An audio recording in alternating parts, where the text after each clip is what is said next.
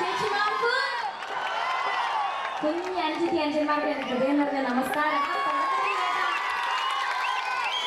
തുടക്കത്തിൽ കേട്ട ഒരു ആവേശമൊന്നും ഇല്ലല്ലോ.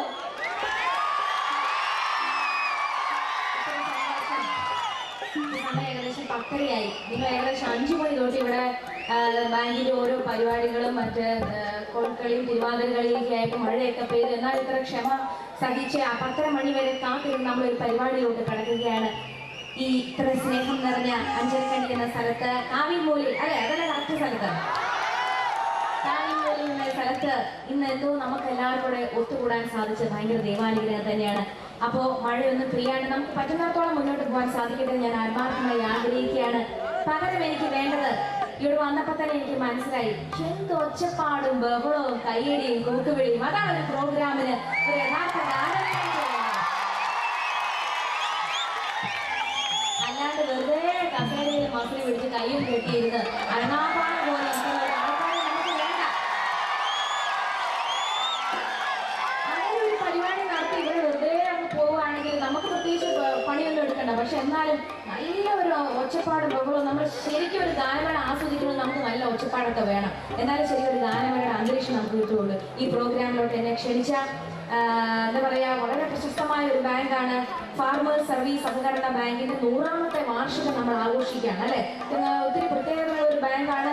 അതിലെ ജീവനക്കാരായിരിക്കും കൂടുതൽ ഇവിടെ ഇരിക്കുന്ന, ബാക്കിയുള്ളവരൊക്കെ ഇവിടുത്തെ നാട്ടുകാരായിരിക്കും. പലരും ഞാൻ പറയുന്ന ഒന്നും കേൾക്കുന്നില്ല. എല്ലാവരും വിചാരിക്കുകയാണ് ഈ റിമി ടോമിയെ TV-യിൽ കണ്ടപ്പോൾ എന്ത് വണ്ണമായിരുന്നു, നേരിൽ കണ്ടപ്പോൾ എന്ത് മെലിഞ്ഞിട്ടാണോ. എണീറ്റ് നിന്ന് ആവശ്യത്തോടെ കൈയടിക്കുന്നത് അതിന്റെ വലിയ രഹസ്യം എന്താണ്? എന്തുകൊണ്ട് എണീറ്റു? അതാണ് എന്റെ ചോദ്യം. ഞാൻ പറഞ്ഞ സത്യമാണോ? പലരും ചോദിക്കുന്ന ചോദ്യം തന്നെയാണ്.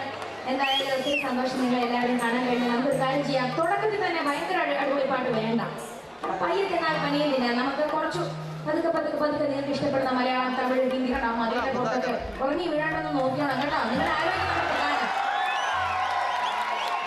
നിങ്ങൾ അറ്റത്തെ ആ വീടിന്റെ മുകളിൽ നിൽക്കുന്നവരും മഴയായില്ല. എന്തായാലും എല്ലാവർക്കും നമസ്കാരം.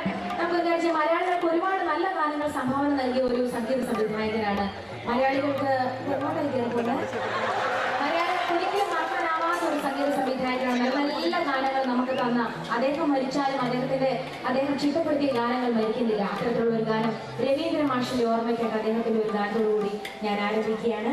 നിങ്ങളുടെ എല്ലാവരുടെയും അനുവാദത്തോടും ആശീർവാദത്തോടും കൂടെ പാടിക്കോട്ടെ. ചോദിക്കുന്നതിനൊക്കെ അങ്ങോട്ടും ഇങ്ങോട്ടും നമ്മളൊരു കുടുംബമായിട്ട്, അല്ലെങ്കിൽ ഞാൻ എൻ്റെ സ്വന്തപ്പെട്ട ആൾക്കാരോട് പറയുന്ന ഒരു സ്നേഹത്തോടെയാണ് ഞാൻ നിങ്ങളുടെ അടുത്ത് സംസാരിക്കുന്നത്. തിരിച്ചിങ്ങോട്ടും അതേപോലെ ഒരു പ്രതികരണം തരുന്നതിൽ ഒത്തിരി സന്തോഷമുണ്ട്. നിങ്ങളുടെ ആൾക്കാരുടെ കൂടി നമുക്ക് ആദ്യ ഗാനത്തിലോട്ട് പോവാം.